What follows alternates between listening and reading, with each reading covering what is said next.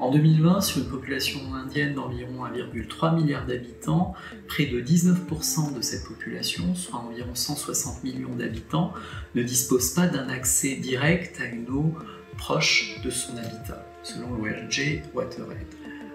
Dans ce contexte, si un foyer occupe un logement illégal, sans titre de propriété, il se voit privé d'un accès à l'eau. C'est notamment le cas d'un grand nombre de bidonvilles dans le contexte indien. Dans le cadre des objectifs du développement durable adoptés par l'ONU en 2015, l'objectif 6, consacré à l'eau, garantit l'accès à l'eau de tous et à l'assainissement et vise à assurer une gestion durable des ressources en eau. Malheureusement, cet objectif ne sera pas atteint en 2030 et il a été reporté pour 2050. Cette question de l'accès à l'eau, elle est essentielle.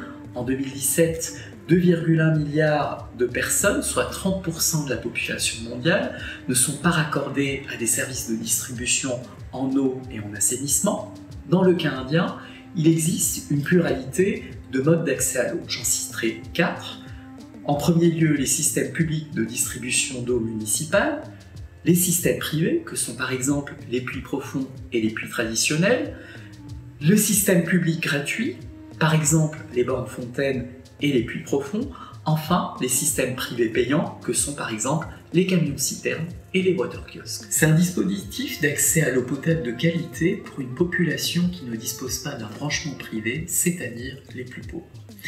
Ce système est matérialisé par une unité de potabilisation de l'eau qui fournit une eau de meilleure qualité par opposition à l'eau des camions-citernes, à celle des bornes de fontaine, moyennant un tarif fixe pour une quantité donnée, ici 5 roupies pour 20 litres. 16 000 water-kiosques ont été installés dans l'état du sud de l'Inde, le Karnataka, depuis 2013 et ils font aujourd'hui l'objet d'une réforme. Les régulateurs publics en charge de la gestion des water-kiosques ont augmenté le tarif de 2 à 5 roupies. Pour assurer la viabilité économique d'un système devenu déficitaire, l'enjeu de la recherche est de vérifier l'acceptabilité de ce nouveau tarif par les usagers, eu égard à leurs revenus et aux autres postes de dépenses dans le foyer.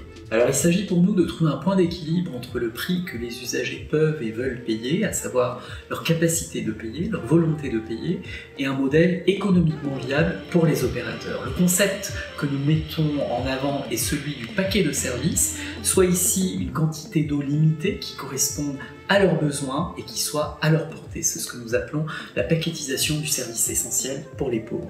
Dans notre enquête, nous étudions les pratiques de ces ménages, essentiellement composés de travailleurs journaliers, à allouer une part de budget à chaque poste de dépenses essentielles.